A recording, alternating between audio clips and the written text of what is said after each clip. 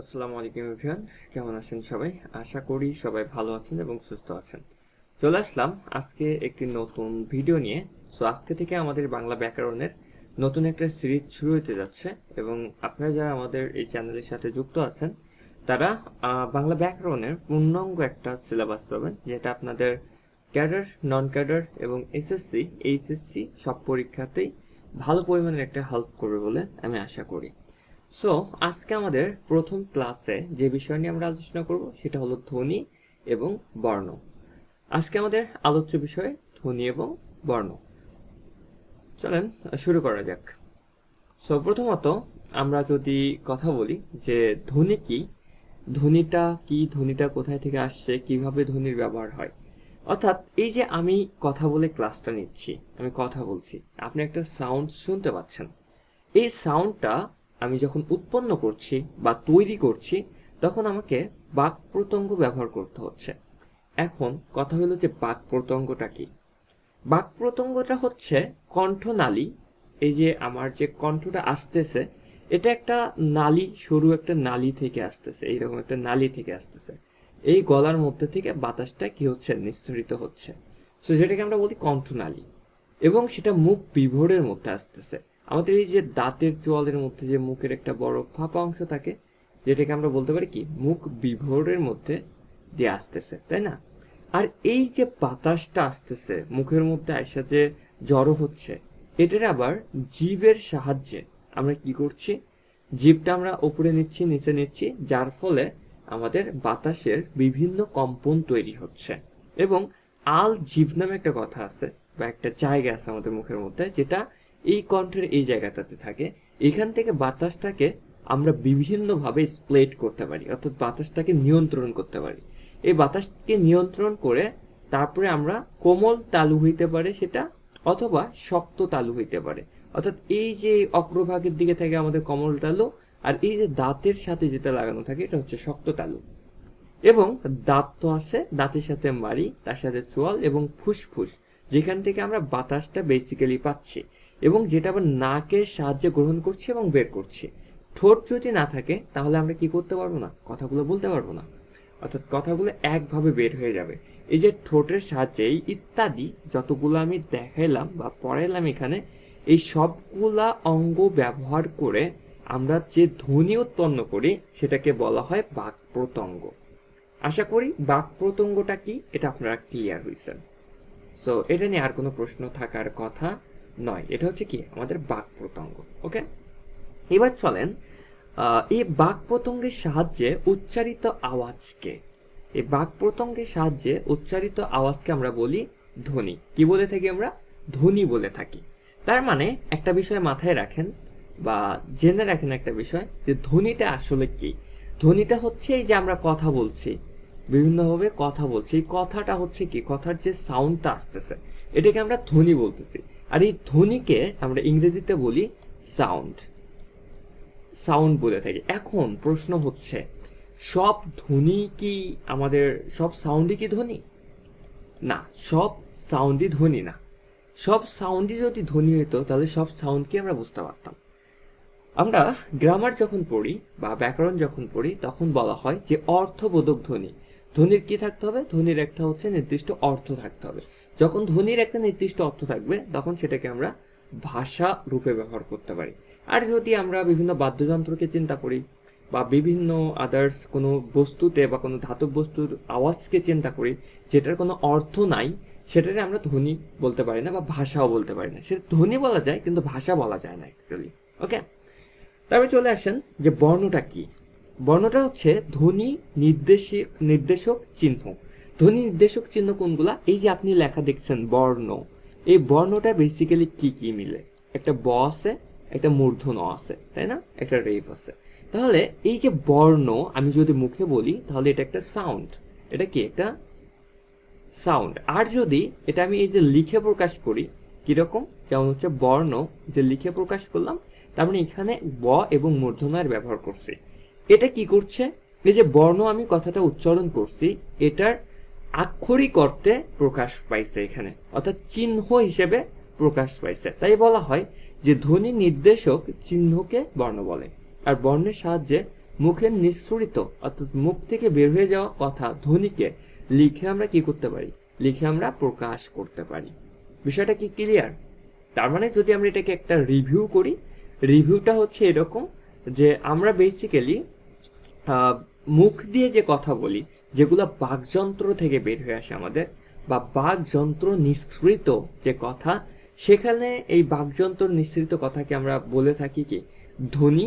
আর এই ধ্বনিকে যদি আমরা লিখে প্রকাশ করতে চাই তাহলে সেটাকে কি বলা হয়, বর্ণ বলা হয়। আর এই বর্ণর সাহায্যে আমরা কি করি, ধ্বনিগুলোকে লিখে প্রকাশ করতে পারি বা লিখে প্রকাশ করতে সক্ষম হই। আশা করি বিষয়টা আমরা বুঝতে পারছি। চলে আসেন এবার আমরা কথা বলবো যে ধ্বনির শ্রেণী বিভাগ। তাহলে আমরা যে ধ্বনিটা ব্যবহার করি বা এই ধ্বনি, যে ধ্বনির সাহায্যে আমরা কথা বলি, এই ধ্বনিটাকে আমরা কয়টা ভাগে ভাগ করতে পারি? এই ধ্বনিকে প্রধানত দুইটা ভাগে ভাগ করা যায়। এটা একটা এমসিকিউ এ আসার মতো প্রশ্ন। কি কি? একটা হচ্ছে স্বরধ্বনি, যেটাকে আমরা ভাওয়েল বলি, আর একটা হচ্ছে ব্যঞ্জন ধ্বনি, যেটাকে আমরা কনসোনেন্ট বলি। আশা করি বিষয়টা আমরা বুঝতে পারছি। এখানে ভাওয়েল কোনগুলা? এ, ই, আই, ও এবং ইউ, এই কটা হচ্ছে আমাদের ইংরেজিতে বলা হয় ভাওয়েল। আর এগুলা ব্যতীত আমরা যতগুলা ওয়ার্ড পাবো, অর্থাৎ সবগুলোই কি হয়ে যাবে, কনসোনেন্ট হয়ে যাবে, যেগুলোকে আমরা বাংলাতে বলে থাকি ব্যঞ্জন ধ্বনি। বিষয়টা ক্লিয়ার? তাহলে চলেন আর একটু বিস্তারিত যাই আমরা। তাহলে এখান থেকে যদি প্রশ্ন হয় তাহলে কি কি প্রশ্ন হতে পারে? প্রশ্ন হতে পারে যে ধ্বনি কত প্রকার? ধ্বনি প্রধানত দুই প্রকার, কি কি? স্বরধ্বনি এবং ব্যঞ্জন ধ্বনি। এগুলো বিভিন্ন পরীক্ষাতে আসে। আর এটা আমাদের যেটা আমরা যে ইয়েটা করব, অর্থাৎ প্রশ্ন ব্যাংক সলভিং ক্লাসগুলো দিব, ওখানে আমরা এগুলা বিস্তারিত আলোচনা দেখতে পারবো। এই ভিডিওটা আপলোড হওয়ার পরেই আমাদের এই ধ্বনি বিষয়ক প্রথম লেকচারের সাথে আমাদের প্রশ্ন ব্যাংকটা চলে যাবে ইনশাল্লাহ। চলেন পরবর্তী স্লাইডটা একটু দেখি। এখানে বলা হচ্ছে যে বেসিক্যালি স্বরধ্বনি। তাহলে আমরা বললাম ধ্বনি কয় প্রকার? ধ্বনি হচ্ছে দুই প্রকার, একটা হচ্ছে স্বরধ্বনি আর একটা হচ্ছে ব্যঞ্জন ধ্বনি। তাহলে এখন পড়বো স্বরধ্বনিটা কি। যে সকল ধ্বনি উচ্চারণের সময় ফুসফুস তাড়িত বাতাস বেরিয়ে যেতে মুখ বিবরের কোথাও না কোথাও বাধা পায় না। বেসিক্যালি কথা হচ্ছে স্বরধ্বনি কোথাও বাধা পাবে না, তাদেরকে আমরা বলি স্বরধ্বনি, যেটাকে আমরা ভাওয়েলের সময় অর্থাৎ ভাওয়েলের সংজ্ঞাতে পড়ে আসছি। M I right? সো হ্যাঁ, আমরা এটাকে কি করছি, ভাওয়েলের সংজ্ঞাতেই পড়ে আসছি, সেটাই বাংলাটা আমরা পড়তেছি। যেমন দেখেন স্বরে অ, স্বরে আ, রস্বই, দীর্ঘ ইত্যাদি। সো এগুলা কি হচ্ছে, বেসিক্যালি এই স্বর অ, স্বরে আ, রস্বই, দীর্ঘ, এগুলো আমরা সরাসরি কি করতে পারি, সরাসরি উচ্চারণ করতে পারি, অর্থাৎ ভাষায় সরাসরি ব্যবহার করতে পারি। ফুসফুস থেকে যে বাতাস নিঃসৃত হচ্ছে সেই বাতাসের সাথে আমরা বের করে দিচ্ছি, কোথাও কিন্তু বাধা পাচ্ছে না। যেমন আমি যদি বলি ক, ক, কটা যখন বলছি তখন ক প্লাস এর মধ্যে একটা স্বর অ আসতেছে। ক, এটা কি হচ্ছে আমাদের, দেখবেন যে ফুসফুসের যে মানে কোমল তালুটা আছে, আমাদের কোমল তালুতে কি হচ্ছে, এটা একটা বাধা সৃষ্টি করছে।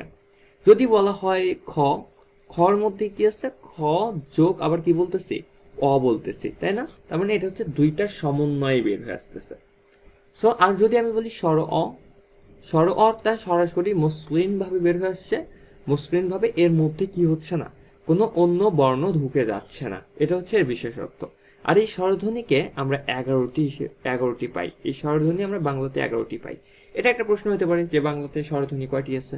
সো প্রশ্ন হবে কয়টি? 11টি। তাহলে এখান থেকে কি কি প্রশ্ন হইতে পারে ভাইয়া? এখান থেকে প্রশ্ন হইতে পারে যে নিচের কোনটি স্বরধ্বনি। তো এখানে স্বরীয় থেকে স্বরীয় স্বরিয়া একদম ও পর্যন্ত, যেগুলোকে আমরা বলে থাকি কি স্বরধ্বনি, এবং সেই সাথে আবার প্রশ্ন আসতে পারে স্বরধ্বনির সংখ্যা কয়টি? স্বরধ্বনির সংখ্যা হচ্ছে আমাদের 11টি। আর স্বরধ্বনি উচ্চারণের সময় কি কোথাও বাধাপ্রাপ্ত হয়? উত্তর হবে যে বাধাপ্রাপ্ত হয় না। আশা করি বিষয়টা ক্লিয়ার। এবার চলেন আমরা একটু ব্যঞ্জন ধ্বনি সম্বন্ধে দেখি। ওকে, স্বরধ্বনি। আচ্ছা, স্বরধ্বনির এবার প্রকারভেদ আছে। স্বরধ্বনির প্রকারভেদটা কিরকম সেটা একটু যদি আমি ক্লিয়ার করে দেই, যে স্বরধ্বনির প্রকারভেদটা হচ্ছে উচ্চারণের সময় স্বল্পতা, স্বল্পতা মানে কি, অল্প সময়ের মধ্যে এবং দীর্ঘ অনুসারে স্বরধ্বনি দুই ভাগে ভাগ করা যায়। তার মানে একটা হচ্ছে স্বল্পতা, অর্থাৎ খুব কম সময়ে উচ্চারণ হবে, একটা হচ্ছে দীর্ঘ, অর্থাৎ লম্বা লম্বা সময়ের পরে, লম্বা সময় পরে উচ্চারিত হবে বা লম্বা সময় ধরে উচ্চারিত হবে। এই দিক অনুসারে এটাকে আবার দুইটা ভাগে ভাগ করা যায়। তার মানে এখানে প্রশ্ন আসতে পারে যে উচ্চারণ অনুসারে স্বরধ্বনিকে কয়টি ভাগে ভাগ করা যায়, উচ্চারণ অনুসারে স্বরধ্বনিকে কয়টি ভাগে ভাগ করা যায়, উত্তর হবে দুইটি, অর্থাৎ দুই ভাগে ভাগ করা যায়, দুই ভাগে ভাগ করা যায়, এটা একটা। তাহলে যটা এক হচ্ছে হ্রস্বস্বর, একটা হচ্ছে কি দীর্ঘস্বর। হ্রস্বর মানে কি, হ্রস্বস্বর বা হ্রস্বর মানে হচ্ছে যে ধ্বনি খুব অল্প সময়ের মধ্যে উচ্চারিত হয়, যেমন স্বর অ, রস্বই, দীর্ঘ, রি, এগুলা কি অল্প সময়ের মধ্যে উচ্চারণ হচ্ছে। এই সংখ্যা হচ্ছে কয়টি, চারটি, বেসিক্যালি এটার সংখ্যা হচ্ছে চারটি। আর দীর্ঘস্বর যেমন আমরা বলি স্বর আ, কারণ একটা আকারও উচ্চারণ করতে হচ্ছে। তারপর হচ্ছে দীর্ঘি, এটা হচ্ছে অনেক লং টার্ম। তারপরে কি দীর্ঘ, তারপরে কি ওই, এ, ও, ও, এইভাবে আমাদের উচ্চারণ করতে হচ্ছে। এখন যদি এই হ্রস্বস্বর এবং দীর্ঘস্বরকে আমরা একটু টেকনিক বা কৌশল করে পড়ে ফেলতে পারি, তাহলে এটা কিন্তু মুখস্থ করা আমাদের জন্য খুব একটা কঠিন হয়ে দাঁড়াবে না। সো আমি সেটাও একটু দেখানোর ট্রাই করি। সো দেখেন, যদি আমি প্রথমত চিন্তা করি স্বর অ, তারপরে হচ্ছে স্বর আ, তারপরে হচ্ছে রস্বই, দীর্ঘই, তারপরে কি আছে রস্য, তারপরে হচ্ছে দীর্ঘ, তারপরে আছে হচ্ছে কি আমাদের রি, তারপরে আছে এ, তারপরে আছে কি ওই, ও, সরি এখানে হবে হচ্ছে আমাদের, এখানে হবে ও, তারপরে আছে কি ও। সেটা এখানে একটু ভালো করে ফলো করেন। তাহলে আমরা একটা করে নিব। হ্যাঁ, এখান থেকে আমরা পাই স্বর অ, এখান থেকে পাই রস্বই, এখান থেকে পাই দীর্ঘই, এখান থেকে পাই রি। এই যে দেখেন আমার চারটা কিন্তু মনে আছে। চারটা কি কি, একটা স্বর অ, তারপরে সরিয়া বাদ, তারপরে হচ্ছে কি রস্বই, তারপরে দীর্ঘই বাদ, তারপরে কি রস্য, তারপরে বাকি একটা হচ্ছে রি। তাহলে এই চারটা যদি আমরা মনে রাখতে পারি, এই চারটা যদি আমরা মনে রাখতে পারি, তাহলে এই চারটা হচ্ছে কি আমাদের অল্প স্বর মনে রাখার জন্য, অর্থাৎ এটাকে আমরা বলি কি হ্রস্বস্বর, যেটাকে আমরা মনে রাখার জন্য বলতে পারি অল্প স্বর। আর এটা বাদ দিয়ে বাকি যে সাতটা থাকে, এই সাতটিকে বলি আমরা দীর্ঘস্বর। আশা করি এই কৌশলটা অবলম্বন করলে আপনারা খুব ইজিলি এটা মনে রাখতে পারবেন। তাহলে এখান থেকে প্রশ্ন হতে পারে কি কি, এখান থেকে আমাদের বেসিক্যালি প্রশ্ন হতে পারে যে হ্রস্বস্বর বা হ্রাস্বর কয়টি, হ্রস্বস্বর বা হ্রাস্বর হচ্ছে আমাদের এখানে বেসিক্যালি কয়টি, এখানে হচ্ছে চারটি। আর এই হ্রস্বস্বর বাদ দিয়ে বাকি যেগুলো থাকে সেগুলো হচ্ছে কি, সেগুলোকে আমরা বলি দীর্ঘস্বর। এখন প্রশ্ন আসতে পারে যে স্বরীয় কোন স্বর, হ্রস্বস্বর বা হ্রাস্বর। তারপরে প্রশ্ন আসতে পারে স্বরেয়া কোন স্বর, উত্তর দিতে হবে এ কোন স্বর, নিচের কোনটি যৌগিক স্বর, এগুলা প্রশ্ন আসতে পারে।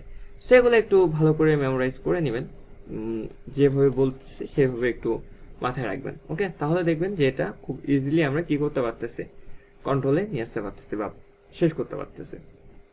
তারপরে কি আছে দেখি, তারপর হচ্ছে উচ্চারণ, তাই না? উচ্চারণের সময় মুখের ভিতরে, অর্থাৎ মুখের ভিতরে জিহ্বের অবস্থান বিবেচনায় স্বরের ভাগ, অর্থাৎ স্বরধ্বনির ভাগ। তাহলে আমরা যখন উচ্চারণ করি, অর্থাৎ আগে উচ্চারণের রীতি পাইছিলাম কয়টা, দুইটা নিয়ম পাইছিলাম। এবার উচ্চারণের সময় মুখের যে ভিতরের অংশটা আছে, এই ভিতরের অংশে কয়ভাবে আমরা এটাকে উচ্চারণ করতে পারি, এটা সম্পূর্ণ মুখস্থ একটা বিদ্যা, আপনাকে মুখস্থ করে রাখতে হবে, কিচ্ছু করার নাই। এটাকে আমরা কয় ভাগে ভাগ করতে পারি চলেন দেখি। একটা হচ্ছে মৌখিক স্বরধ্বনি। তাহলে মৌখিক স্বরধ্বনি আমরা কয়টা পাই, মৌখিক স্বরধ্বনি আমরা পাই হচ্ছে এখানে বেসিক্যালি 7টি। কোন 7টি পাই একটু দেখি আমরা। যদি আমরা এগুলোকে সিরিয়ালি যাই, তাহলে আমরা পাই হচ্ছে স্বরে অ, তারপরে পাচ্ছি হচ্ছে আমরা স্বরে আ, তারপরে কি পাচ্ছি রস্বই, তারপরে কি পাচ্ছি রস্বইয়ের পরে আমরা কি পাই বলেন তো, রস্বইয়ের পরে পাচ্ছি আমরা ও পাচ্ছি একটা, তারপরে কি পাচ্ছি ও এর পরে একটা ও পাচ্ছি, তাই না? তারপরে কি পাচ্ছি এ পাচ্ছি, তারপরে আর কিছু কি পাচ্ছি স্বরে স্বরে রস্বই ও রস্য। তার মানে এখানে একটু এলোমেলো করে ফেলছি, এটারে যদি আমি সুন্দরভাবে সাজাই তাহলে যেটা হয় সাজায়া পড়াটা ভালো মনে থাকে। স্বরীয় স্বরেয়া এবং তারপরে হচ্ছে আমাদের কি রস্বই, স্বরীয় স্বরেয়া রস্বই, তারপরে কি পাচ্ছি আমরা রস্যও পাচ্ছি, তারপরে কি পাচ্ছি আমরা, তারপরে পাচ্ছি হলো এ পাচ্ছি, তারপরে পাচ্ছি কি ও পাচ্ছি, তাই না? সো কয়টা হলো 1 2 3 4 5 6। এবার মৌখিক যদি বলি, মৌখিক বা মুখে যদি আমরা বলি, তাহলে এখানে স্বরীয় থাকে, স্বরেয়া থাকে, রস্যই থাকে, রস্য থাকে, তারপরে কি থাকে এ থাকে এবং ও থাকে, তাই কিনা? সো এখানে আমরা এই কয়টা পাইছি। তাহলে এখন এখানে আরেকটা যুক্ত হয়, যেটা কিনা স্বরে অ এবং স্বরিয়া দুইজন মিলে আমরা বলতে পারি মনে রাখার জন্য, যেটাকে আমরা বলি। এখন এটা আমরা কখন ব্যবহার করি? এটা কিন্তু কোনো আমরা লিখিতভাবে ব্যবহার করি না। আমরা যখন বলি এ ডাবল পি এলি অ্যাপেল বলি না আমরা, তাহলে এটার বাংলাটা কিরকম হয়? অ্যাপেল, অ্যাপেল, তাই না? অ্যাপেল হয়ে যায়। কিন্তু আমরা মুখে বলার সময় কি বলি? আপেল বলি, আপেল বলি, তাই না? বিশেষ করে এখানে কি আমাদের মেইন পার্থক্যটা লক্ষ্য করা যায়। আশা করি বিষয়টা ক্লিয়ার, তাই না? তাহলে আমরা এই বিষয়টা কি বুঝতে পারছি? তার মানে এটা আমরা উচ্চারণের সময় ব্যবহার করি, কিন্তু কিসে ব্যবহার করি না? লিখিত রূপে ব্যবহার করি না। এই জন্য এই সাতটিকে আমরা বলি মৌখিক। কি বলা হয়? মৌলিক স্বরধ্বনি। সরি, মৌখিক বলে ফেলছি অথবা মৌখিক না, মৌলিক স্বরধ্বনি। এগুলোকে আমরা কি বলা হয়? মৌলিক স্বরধ্বনি বলা হয় বা মৌলিক স্বরধ্বনি বলে থাকি। এখন বেসিক্যালি এখন কথা হইতে পারে যে মৌলিক স্বরধ্বনি কি? মৌলিক স্বরধ্বনি হচ্ছে যে স্বরধ্বনিকে ভাঙা যাবে না, যে স্বরধ্বনিকে কি করা যাবে না? ভাঙা যাবে না, তাকে আমরা কি বলি? মৌলিক স্বরধ্বনি বলি। ক্লিয়ার বিষয়টা? আশা করি বিষয়টা ক্লিয়ার। এবার চলেন পরেরটা একটু দেখে নিই। এগুলো একটু মাথায় রাখবেন, হ্যাঁ? এগুলো মুখস্থ বা মেমোরাইজিং পার্ট, এগুলা এমসিকিউ আসবে 100%, আপনি গ্যারান্টি সহকারে লিখে রাখতে পারেন। তবে দেখেন, মৌলিক স্বরধ্বনি আমরা 7টি পাইলাম, ঠিক আছে। এবার হচ্ছে মৌলিক স্বর। বিষয়টা বুঝছেন? মৌলিক স্বরধ্বনি একটা, হ্যাঁ, ধ্বনি একটা, যেটা আমরা কি করি? যেটা আমরা কথা বলার মাধ্যমে, যেটাকে আমরা কথা বলি, এটা হচ্ছে কয়টি? 7টি। আরেকটা হচ্ছে কি? মৌলিক স্বরবর্ণ, যেটা কি? মৌলিক স্বরবর্ণ। তার মানে মৌলিক স্বরধ্বনি যেগুলা, মৌলিক স্বরবর্ণ সেগুলা। মৌলিক স্বরধ্বনি আমরা পাইছিলাম স্বরে অ, পাইছিলাম হচ্ছে আমরা স্বরে আ, পাইছিলাম হচ্ছে রস্যই, পাইছিলাম হচ্ছে কি রস্য, তারপরে তারপরে হচ্ছে পাইছিলাম আমরা কি এ পাইছিলাম, তারপরে কি পাইছিলাম? তারপরে হচ্ছে আমরা ও পাইছিলাম। কয়টা এখানে? 1 2 3 4 5 6। আরেকটা আমরা বলছিলাম আনঅফিসিয়াল, যেটা দুইটা মিলে হয়েছে কি আমাদের হয়েছে, তাই না? এটা আমরা পাইছিলাম। তাহলে এটা যেহেতু শুধুমাত্র এটা আমরা কিসের ক্ষেত্রে ব্যবহার করি? ধ্বনির ক্ষেত্রে ব্যবহার করি। আমরা আগেই বলছিলাম, যেমন আমি একটা উদাহরণ দিয়েছি আপনাদেরকে, যেটা হচ্ছে কি অ্যাপেল।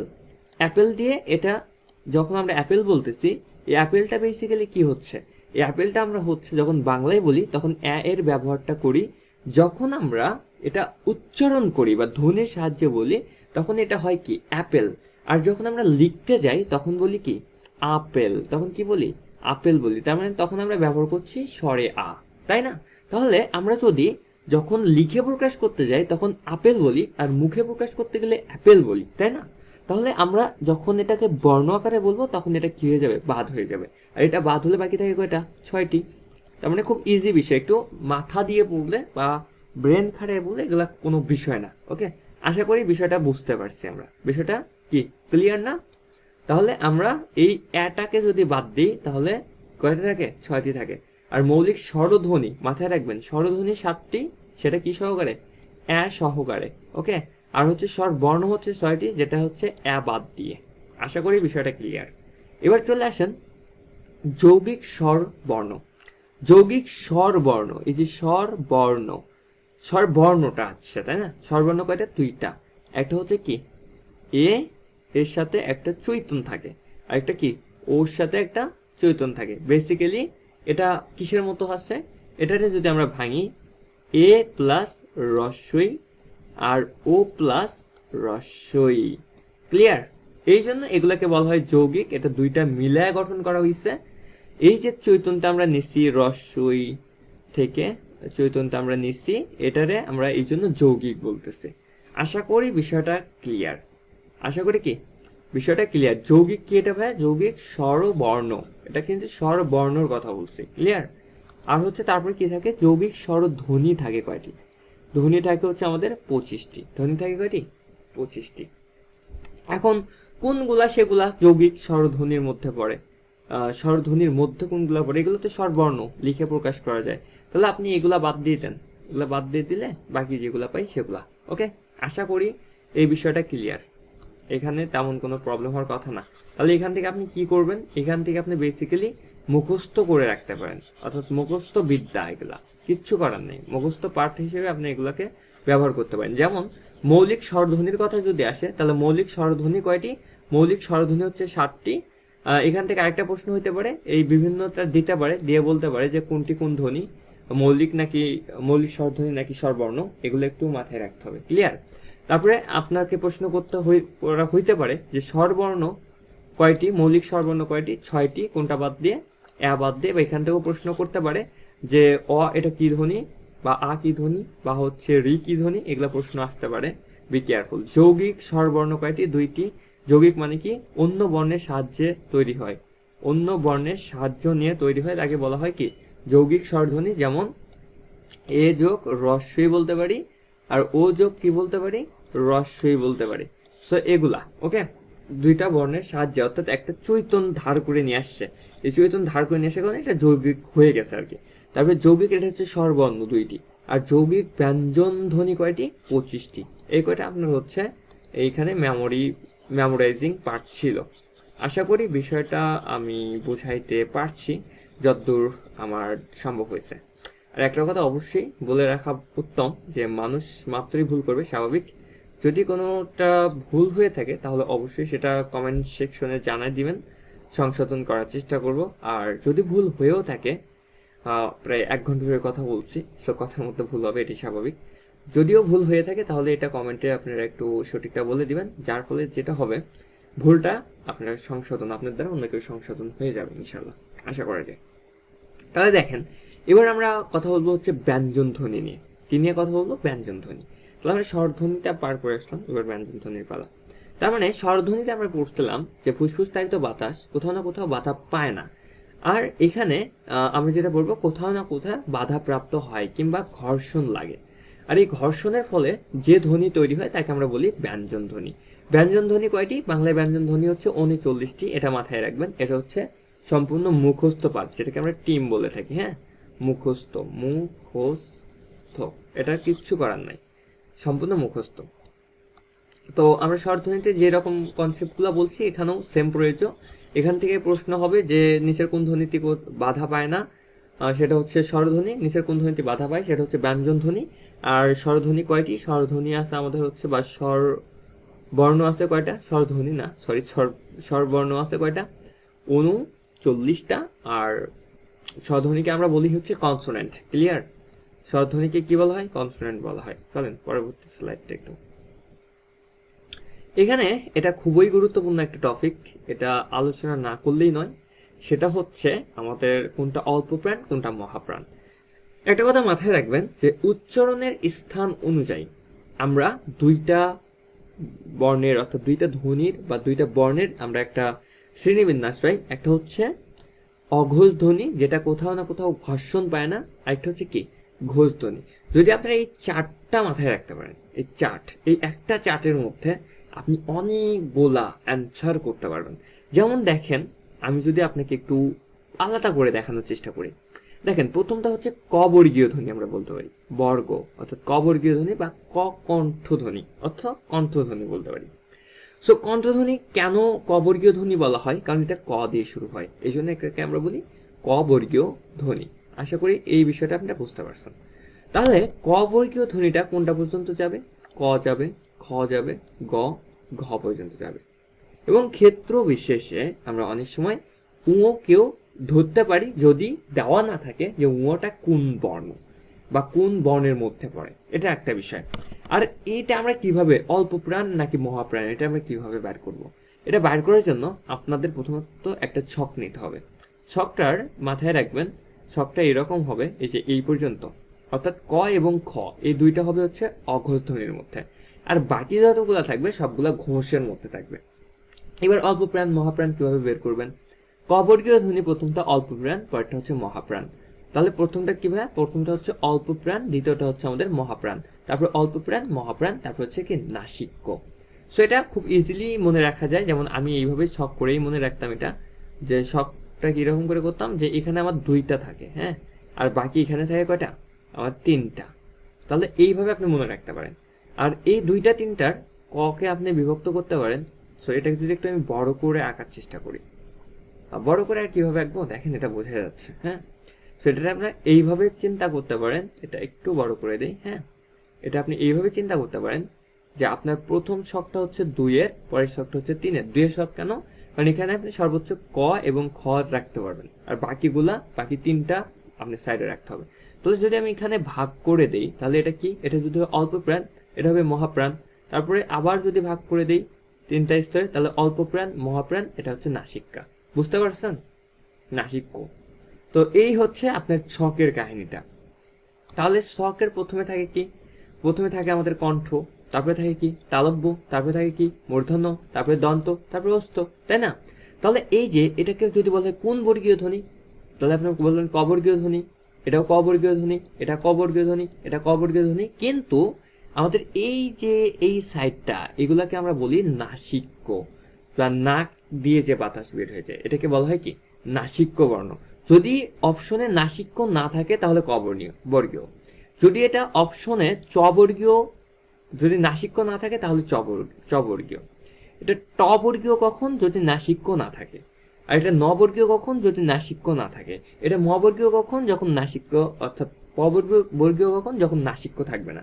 আর যদি নাসিক্য থাকে তখন আর এই বর্গ বা কণ্ঠ এটা খুব একটা কাজে আসবে না, তখন এটা নাসিক্যই দিতে হবে। আশা করি বিষয়টা একটু হলেও বুঝাইতে পারছি। তাহলে আমার হচ্ছে প্রথম 2 সারি যেটা দেখলাম, এটা হচ্ছে আমার অঘোষ, আর এই পাশে যেটা সেটা হচ্ছে কি? আমাদের ঘোষ ধ্বনি। তাহলে এবার প্রশ্ন এইভাবে আসতে পারে যে ড কি ধ্বনির মধ্যে পড়ে? এটা ঘোষ নাকি অঘোষ? তাহলে প্রশ্ন উত্তর হবে কি? ঘোষ ধ্বনি। তারপরে দেখবেন যে প্রশ্নটা আসতে পারে ত কোন বর্গীয় ধ্বনি? ত বর্গীয় ধ্বনি। তারপরে আসতে পারে যে ধ কোন বর্গীয় ধ্বনি? ত বর্গীয় ধ্বনি। তো আশা করি বিষয়টা খুব ভালোভাবে উপস্থাপন করতে পেরেছি। আর যদি না বুঝে থাকেন তাহলে সেটা আমার ব্যর্থতা, যে আমি হয়তোবা সুন্দর করে প্রেজেন্ট করতে পারি নাই। সো আপনারা এই শখটা একবার দেখলেই পেরে যাবেন। আমি তারপরে শখটার আরেকটা হচ্ছে সংক্ষেপে আরেকবার আঁকায় দেখাচ্ছি।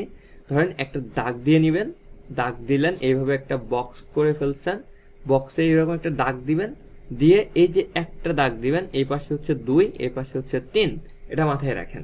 তারপরে এখানে একটা দাগ দিবেন, এটা হচ্ছে অল্প প্রাণ মহাপ্রাণ। ওকে, অল্প প্রাণ মহাপ্রাণ। 1 অল্প প্রাণ, 2 মহাপ্রাণ, আর 3 নাম্বার আছে কি? নাসিকা। ওকে, সো এই হচ্ছে একটা বিষয়। তারপরে আপনি চলে আসেন যে এখানে যদি ক থাকে তাহলে এটা ক বর্গীয় বা কণ্ঠ, এখানে ত থাকলে ত বর্গীয় বা তালব্য, আর এখানে যদি ত থাকে তাহলে মূর্ধ বা হচ্ছে ট বর্গীয় ধ্বনি, আর দ থাকলে দন্ত, ত থাকলে আর প থাকলে ওষ্ঠ। এটা হচ্ছে বিষয়। তারপর আরেকটা বিষয় যেটা মনে রাখা বাঞ্ছনীয়, সেটা হলো যে এই যে আমার 2-এর ঘর, এটা হচ্ছে আমাদের কি? অঘোষ। আর বাকি 3-এর ঘর হচ্ছে কি? ঘোষ। ক্লিয়ার বিষয়টা? আর এই যে নাসিকার ঘরে সর্বশেষে যেটা থাকে, শেষটা আমাদের কি? নাসিক্য। আশা করি বিষয়টা ক্লিয়ার, বুঝাইতে পারছি বিষয়টা? আশা করি বিষয়টা না বোঝার আর কিছুই নাই, ইনশাল্লাহ বুঝে গেছেন। তো চলেন তার পরবর্তীতে আমরা দেখি যে পরবর্তী স্লাইডটা কি। ওকে ওকে, একটু ক্লান্ত হয়ে গেছি। আচ্ছা যাই হোক, ওকে, এখানে আমরা একটা টপিক পাইলাম, সুন্দর একটা টপিক আসছে যে তারণজাত বর্ণ কি বা কোনগুলা। বেসিক্যালি মনে রাখবেন যে তারণজাত বর্ণ পাচ্ছি আমরা এখানে 2টা। প্রশ্ন আসতে পারে কয়টি? 2টি।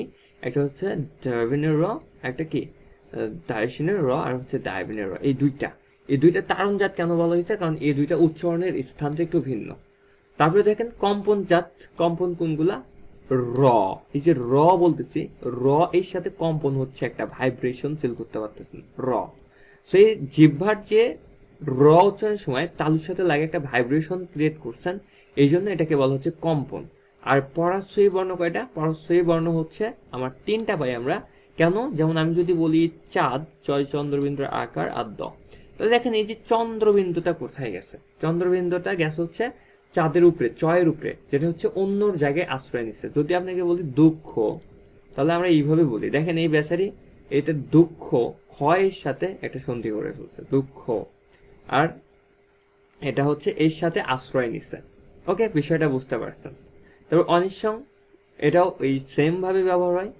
আশা করি বিষয়টা ক্লিয়ার। এগুলো হচ্ছে মুখস্থ বিদ্যা, মনে রাখবেন যে পরশ্রী হচ্ছে তিনটা, একটা হচ্ছে অনিশ্চয়, বিসর্গ, চন্দ্রবিন্দু, আর হচ্ছে কম্পন জাত হচ্ছে কয়টা? একটা, র, আর হচ্ছে তারণ জাত হচ্ছে দুইটা, তেমন র, ধাইসিন র, ডয়সিনের র যেটাকে বলি আমরা। আর পারিভাষিক বর্ণ হচ্ছে একটা, সেটা হচ্ছে কি? ল। ক্লিয়ার?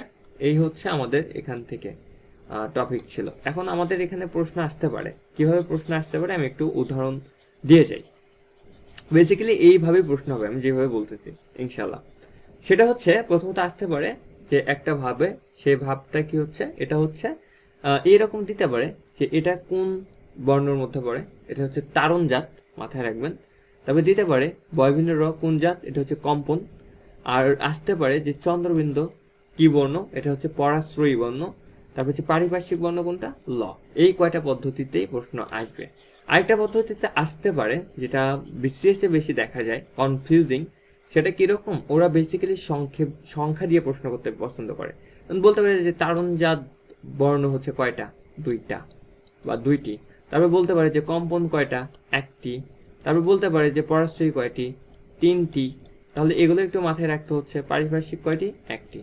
আশা করি এই বিষয়টা একটু হলেও বুঝাইতে পারছি ইনশাল্লাহ। ওকে, সো এগুলো হচ্ছে মুখস্থ বিদ্যা, আপনাকে মুখস্থ করতে হবে। এগুলোকে কি করতে হবে ভাই? মুখস্থ করতে হবে। ওকে, আশা করি বুঝাইতে পারছে।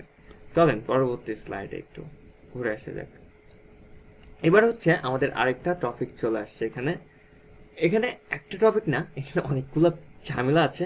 একটা হচ্ছে কি, পূর্ণমাত্রা কোনটা, অর্ধমাত্রা কোনটা, মাত্রাহীন কোনটা, মনে রাখার সহজ কৌশল যেটা।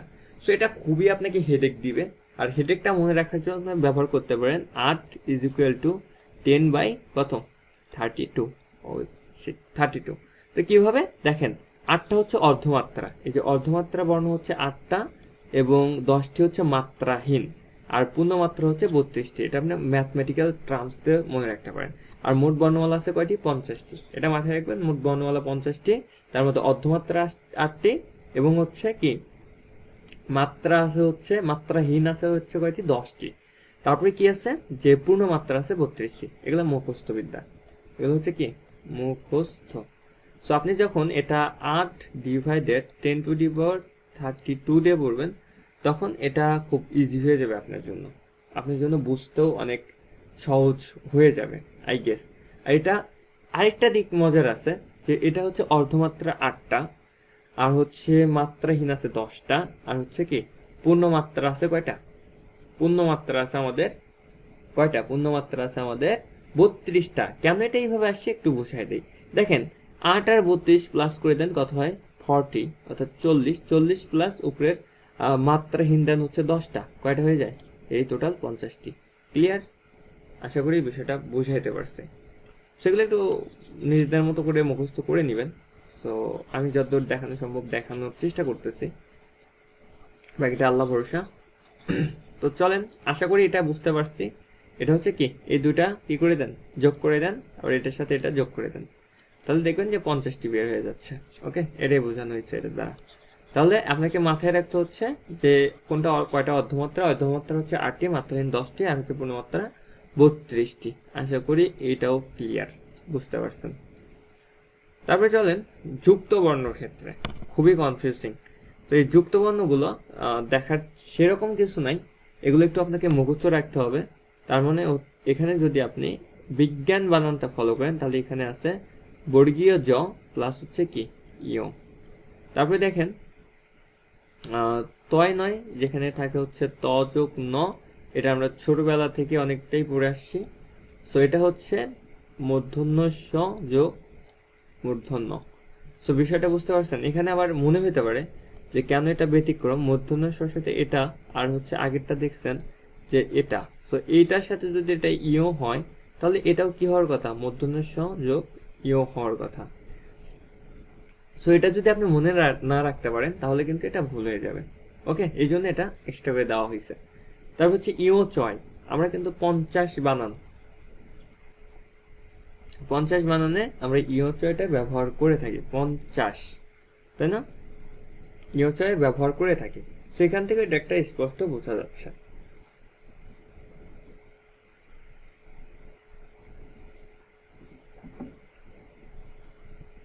তো আশা করি এটা বুঝতে পারছেন, এটা খুব একটা সমস্যা হওয়ার কথা নয়। তাহলে এটা কেন সমস্যাটা হয়? সমস্যাটা হয় মূলত এই যে এইটুকুর জন্য। ক্লিয়ার?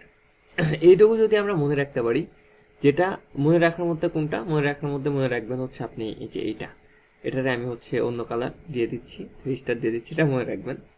তারপর আপনাকে মনে রাখতে হবে আর কিছু মনে রাখতে হচ্ছে না, আর কিছু মনে রাখতে হচ্ছে না, বাইকগুলোর সাথে ওই হয়ে যায়, বুঝছেন?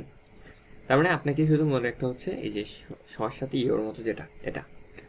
তারপর হচ্ছে ইও জয়, এটা কিন্তু আমরা অ্যাকচুয়ালি সবাই কথার মধ্যেই বলি যে ইও জয় কি থাকে, ইও যোগ কি থাকে, ইও যোগ বর্গীয় জ থাকে, ইও জয়। ওকে, ক্লিয়ার এটা? সো এই যুক্ত বর্ণগুলো একটু ভুল করার সম্ভাবনা থাকে, মানে পরীক্ষার সেন্টারে গেলে পরে আমরা ডিহাইড্রেশনে পড়ে যাই, আমাদের হচ্ছে গ্লুকোজ সাপ্লাইটা বন্ধ করে দেয় ব্রেন থেকে, আর তখন আমরা হচ্ছে উল্টোপাল্টা সিদ্ধান্ত নিতে শুরু করি। এই জন্য পরীক্ষার হলে যতটা সম্ভব, আমি যতই বলি সম্ভব না, মাথা ঠান্ডা রাখা। তারপর আমাদের চেষ্টা করতে হবে মাথাটাকে ঠান্ডা রাখা। ওকে, তাহলে আবার আরও কিছু যুক্তবর্ণ আছে, এগুলো চলেন একটু দেখে নেই যুক্তবর্ণগুলো কীরকম। এটা একটু ইম্পর্টেন্ট আছে, এটা মাথায় রাখবেন যে যদি কখনো দেখেন যে হর নিচে এইভাবে আছে, তার মানে এটা হচ্ছে কি আপনার হ প্লাস মূর্ধন্য আকারে আছে। ওকে, তারপরে যদি দেখেন হর সাথে এইভাবে আছে, তাহলে এটার অর্থ দাঁড়ায় হ প্লাস দন্ত ন আছে। ক্লিয়ার? তাহলে এই দুইটা একটু মাথায় রাখবেন, খুবই ইম্পর্টেন্ট, বানান শুদ্ধিকরণে এগুলা আসে। আর যদি দেখেন যে মূর্ধন্য র সাথে এইরকম আসছে অনেকটা, তাহলে এটা হয়ে যায় কি মূর্ধন্য প্লাস হচ্ছে মূর্ধন্য, অনেকে এবার ধরে নিতে পারেন দন্তন্য প্লাস দন্তন্য। ওকে, তারপরে কি হয়েছে দেখেন, তারপরে হচ্ছে দন্তন্যটা আপনি বুঝতে পারছেন। আর ন যোগ থ, এটা আমরা অনেক এইভাবে লিখি, সেইভাবে দেই না। তাহলে এটা যখন আমরা দেখব যে ন যোগ থ এইভাবে লিখছি, তার মানে এখানে কি আছে, দন্ত ন প্লাস হচ্ছে একটা থ আছে, এটা একটু মাথায় রাখবেন। এটা মাথায় রাখতে হবে, এটা মাথায় রাখতে হবে, আর এই কয়টা মাথায় রাখতে হবে। মানে এগুলো হচ্ছে খুবই গুরুত্বপূর্ণ, এই জন্য এই স্লাইডগুলো আমরা হচ্ছে এইভাবেই তৈরি করা হয়েছে, স্লাইডগুলো আমরা এইভাবেই পড়বো। আশা করি বিষয়টা একটু হলেও বুঝাইতে পারছি। ওকে, যদি ক্লাসের ডিউরেশনটা বড় হয়ে যাচ্ছে, যাক সমস্যা নাই, আমাদের হচ্ছে শেখাটা হচ্ছে মেইন কথা। ওকে, তারপরে দেখি আমরা একটু, তারপর হচ্ছে এখানে যেটা আসছে সেটা হচ্ছে আমরা প্রায় শেষের দিকে চলে আসছি, যে বাংলা ভাষার উদ্ভব ও ক্রমবিকাশ। এটা খুব একটি গুরুত্ব দিচ্ছে না, যেমন ভাষার উদ্ভাবনটা হয়েছে হচ্ছে 5000 অব্দর দিকে। এটা হচ্ছে ইন্দো ইউরোপীয় থেকে আসছে, ইন্দো ইউরোপীয় থেকে দুইটা ভাগ হয়েছে, একটা হচ্ছে কি কেংতম আর একটা হচ্ছে কি শতম। আর কেংতম থেকে আসছে হচ্ছে হিপ্রি, তুখারিক, তারপর হচ্ছে গ্রিক, ইতালিক, এই কয়টা আসছে, কয়টা কেন্তুম থেকে আসছে 1 2 3 4। এখানে একটা প্রশ্ন আসতে পারে, কয়টা আসছে, 4টি। আর শতম থেকে আসছে কয়টা, আলবানীয় এবং আর বানীয়, তারপরে কি আছে বালতো স্লাভীয় এবং হচ্ছে কি আর্য। এই আর্যটা ইম্পর্টেন্ট, আর্য থেকে আমাদের ভাষাটা চলে আসছে। তাহলে 1 2 3 4, এখানে 4টা পাচ্ছি আমরা, এই হচ্ছে একটা বিষয়। ক্লিয়ার? সো তারপরে দেখেন আমরা বাকিগুলো একটু দেখি, পরের স্লাইডটা একটু আমরা দেখার চেষ্টা করি। ওকে, সো এখান থেকে দেখেন বেসিক্যালি আমাদের খেলাটা শুরু হয়েছে কই থেকে, ভাই এখান থেকে শুরু হয়েছে, আর্য থেকে। দেখেন আর্য থেকে আসছে হচ্ছে দ্রাদীয়, কি আসছে, দার্ডীয় আসছে, দার্ডীয় থেকে কি আসছে, আবার হচ্ছে ইরানীয়রা আসছে, ইরানীয় থেকে আবার কারা, ভারতীয়।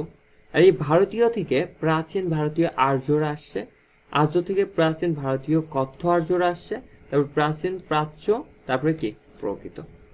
সো বিষয়গুলো একটু অকর্ড লাগতে পারে, বাট প্রথমবার হইলে একটু অকর্ড লাগবে, 2 4 বার পড়ে নিলে পরে এটা ক্লিয়ার হয়ে যাবে। আশা করি বিষয়টা বুঝতে পারছি আমরা। ওকে, তারপরে আসি আমরা প্রকৃতি থেকে এগুলা হচ্ছে বিভিন্নভাবে আমাদের ম্যানুপুলেট হয়েছে, হওয়ার পরে আমরা এই ভাষার রূপটাকে পাইছি।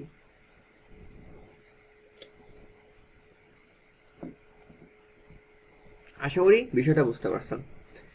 তাহলে এখানে আরেকটা বিষয় আছে, যেটা হচ্ছে সিংহল প্রকৃতির ভাষা, অর্ধমাগধী, আর হচ্ছে কি মাগধী প্রকৃতি, যেটা হচ্ছে 950 খ্রিস্টাব্দে সুনীতি কুমার চট্টোপাধ্যায়, আর 650 খ্রিস্টাব্দে হচ্ছে শহীদুল্লাহ, ডক্টর মোহাম্মদ শহীদুল্লাহ। এইখানে দেখবেন যে যখন আপনি বাংলা সাহিত্য পড়ছেন, সাহিত্যর ক্ষেত্রে দুইজনের দুইটা মতবাদ। কেউ বলছে যে সুনীতি কুমার চট্টোপাধ্যায় বলছে 950, ডক্টর মোহাম্মদ শহীদুল্লাহ বলছে 650। প্রায় 250 বছরের একটা ঝামেলা লাগিয়ে গেছে ওখানে। তো এই ঝামেলা থেকে আমরা দেখি যে এটাকে আমরা ডক্টর মোহাম্মদ শহীদুল্লাহকে বেশি প্রাধান্য দিই। তারপর হচ্ছে গৌড় অপভ্রংশ, অপভ্রংশ থেকে হচ্ছে বঙ্গ কামরূপী, এটা বলছে হচ্ছে ডক্টর মোহাম্মদ শহীদুল্লাহর মতে। আর তারপরে হচ্ছে বঙ্গ কামরূপী থেকে আসছে কি বাংলা, এবং আসামীয় একটা বাংলা ভাষারই একটা অনুরূপ বলা যাইতে পারে অনেকটা। তাহলে প্রশ্ন যদি হয় যে বাংলা ভাষা কোথায় থেকে আসছে, বঙ্গ কামরূপী থেকে আসছে। বঙ্গ কামরূপী কোথা থেকে আসছে? গৌড় অপভ্রংশ থেকে আসছে। তো গৌড় অপভ্রংশ কোথা থেকে আসছে? গৌড় প্রকৃতি থেকে আসছে। ক্লিয়ার? আর গৌড় প্রকৃতি কোথা থেকে? প্রকৃতি থেকে আসছে। আশা করি বিষয়টা বুঝতে পারছেন। সো এটা খুব ইজিয়েস্ট একটা বিষয় ছিল, না বোঝার কিছু নাই। আর এগুলো একটু ভালোভাবে আরেকটু ভালোভাবে জাজমেন্ট করে পড়বেন, তাহলে দেখবেন যে এগুলা একটা ভালো আউটপুট দিবে। সো আশা করি, আই হোপ সো। তারপরে দেখি পরবর্তীতে আমাদের কি অপেক্ষা করছে আমাদের জন্য। সো এই যে বাংলা ভাষার লিপিটা কোথা থেকে আসছে, এটা খুবই গুরুত্বপূর্ণ। এখান থেকে প্রশ্ন আসেই, ওখান থেকেও আসে। বাংলা ভাষার লিপিটা হচ্ছে প্রথম হচ্ছে ভারতীয় থেকে, ভারত থেকে কিসে আসছে? ব্রাহ্মীতে আসছে। ব্রাহ্মী মানে কি? আমরা যেটা ফলো করি, অর্থাৎ বাম দিক থেকে লিখি আমরা, যেটা এটাকে বলা হয় ব্রাহ্মী। সো এটা ধরেন একটা খাতা, আমরা বাম দিক থেকে লেখা শুরু করি, এটা হচ্ছে ব্রাহ্মী লিপি। আর হচ্ছে কি হয়, বেসিক্যালি খরচটিটা কোথা থেকে আসছে? খরচটি হচ্ছে এটা একটা খাতা, ডান দিক থেকে যেগুলো লেখে, অর্থাৎ আরবি লেখাগুলো হচ্ছে কি, এটা খরচটি লিপি। ওকে, এই খরচটি, তারপরে ব্রাহ্মী হচ্ছে আমাদের কি হয়, সারদা, এবং এইটা আবার হচ্ছে ব্রাহ্মী থেকে তো আসছে, এটা বোঝা যায়।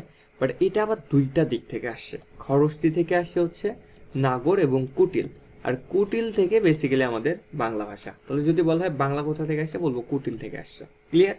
অর্থাৎ বাংলা ভাষার লিপি তার ক্ষেত্রে, আচ্ছা লিপি যেটা বলা হয়, লিপি লিপি। সো এই হচ্ছে আমাদের একটা বিষয় ছিল। তারপরের স্লাইডে আমরা চলে যাব, কারণ ক্লাসটা অনেক লম্বা হয়ে যাচ্ছে, প্রায় ঘন্টা পার হয়ে যাচ্ছে। তো তারপরে দেখি আমরা ভাষার রীতি ও বিভাজন। ভাষার রীতি ও বিভাজন, ভাষা হচ্ছে দুই ভাগে ভাগ করা যায়, লৌখিক এবং হচ্ছে মৌখিক। আর লেখার ভাষাকে দুই ভাগে, সাধু ভাষা এবং চলিত ভাষা। আবার এই মৌখিক ভাষাকেও দুই ভাবে, চলিত ভাষা এবং কি আঞ্চলিক ভাষা। অর্থাৎ যখন আপনি রংপুর যাবেন, রংপুরের ভাষা আলাদা। যখন আপনি বগুড়া যাবেন, তখন দেখবেন যে বগুড়ার ভাষা আলাদা হয়ে যাচ্ছে। সেগুলো হচ্ছে অঞ্চল ভেদে পার্থক্য আছে, সেটা একটু মাথায় রাখবেন। সেগুলো হচ্ছে টিএম মুখস্থ বিদ্যা, এখানে তেমন কোনো বোঝার বিষয় আছে বলে আমার মনে হয় না। তারপর আমরা দেখি পরবর্তীতে আমাদের জন্য কি অপেক্ষা করছে। সো তেমন কিছু নাই আর, আমাদের এখন এখানে যেগুলো পাবো আমরা, কিছু গুরুত্বপূর্ণ প্রশ্ন পাবো। দেখেন, ধ্বনিবিজ্ঞান ও বাংলা ধ্বনিতত্ত্বর গ্রন্থের রচয়িতাকে? মোহাম্মদ আব্দুল হাই। এটা একটু মাথায় রাখবেন প্রশ্নগুলো, ক্লিয়ার? তারপরে দেখেন কি বলছে, যে ধ্বনি সম্পর্কে নিচের কোন তথ্যটি সঠিক না? আমি বলেছিলাম অদৃশ্যমান, 45তম বিশেষে আসছিল। তারপরে কি বলছে, বর্গের কোন বর্ণসমূহের ধ্বনি মহাপ্রাণ হয়?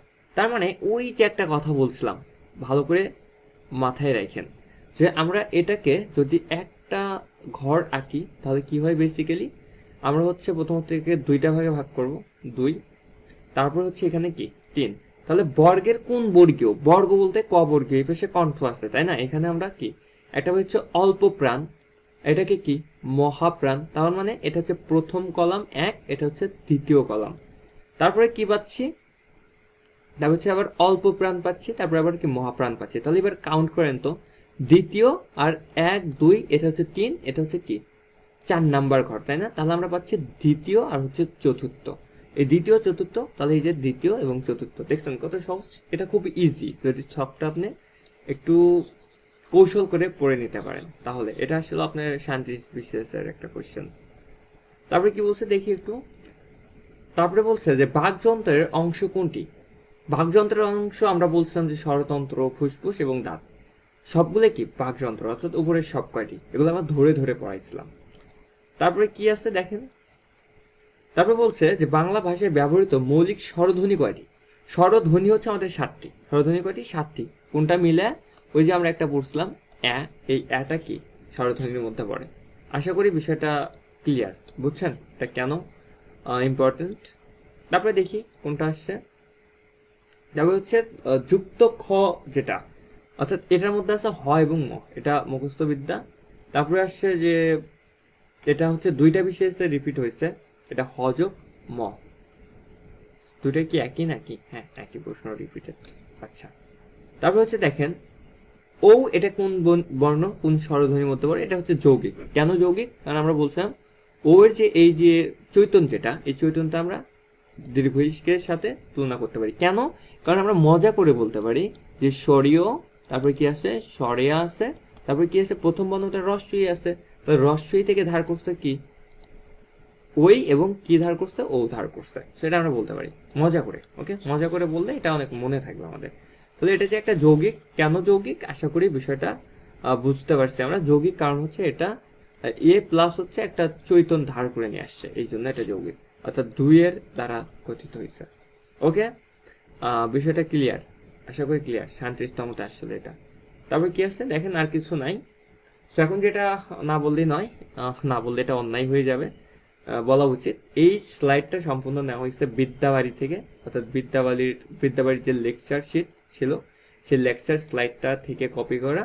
সো আমি যেটা চেষ্টা করছি, সো আমার ক্ষুদ্র নলেজটাকে আপনাদের মধ্যে শেয়ার করার চেষ্টা করছি, বাট আমি আপনাদের শেখানোর দুঃসাহসটা কখনোই দেখাবো না।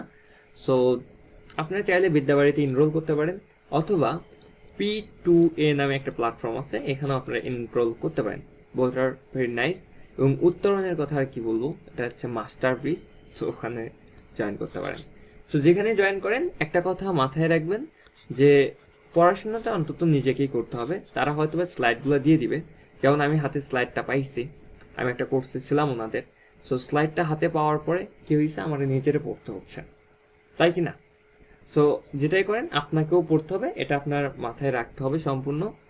আর ধন্যবাদ জানাচ্ছি পুরো ভিডিওতে আমার সাথে থাকার জন্য, এবং আপনার যে মনের মধ্যে প্রশ্ন, সুপ্ত প্রশ্নগুলো, সেগুলো আপনি কমেন্ট বক্সে লিখে দিতে পারেন, অথবা আমাকে পার্সোনালি মেসেজ করতে পারেন। আমি ডিসক্রিপশনে আমার ফেসবুক আইডি লিঙ্ক এবং হোয়াটসঅ্যাপ নাম্বারটা দিয়ে রাখবো, সেখান থেকে আমার সাথে কানেক্ট বা কন্ট্যাক্ট হইতে পারেন। আর আমরা চাইলে একটা গ্রুপিং করতে পারি, যেটা আমাদের শেখাকে আরও হেল্পফুল করবে, এটা একটা বিষয়। আর তারপরে যে বিষয়টা সেটা হলো, যদি কথার মধ্যে কোনো ভুল ত্রুটি হয় অবশ্যই ক্ষমা সুন্দর দৃষ্টিতে দেখবেন। আর সেই সাথে আমাদের সাথে থাকার জন্য অনুরোধ জানাচ্ছি। দেখা হচ্ছে পরবর্তী কোনো এপিসোডে, পরবর্তী কোনো ক্লাসে। ততক্ষণ ভালো থাকবেন, সুস্থ থাকবেন। আসসালামু আলাইকুম।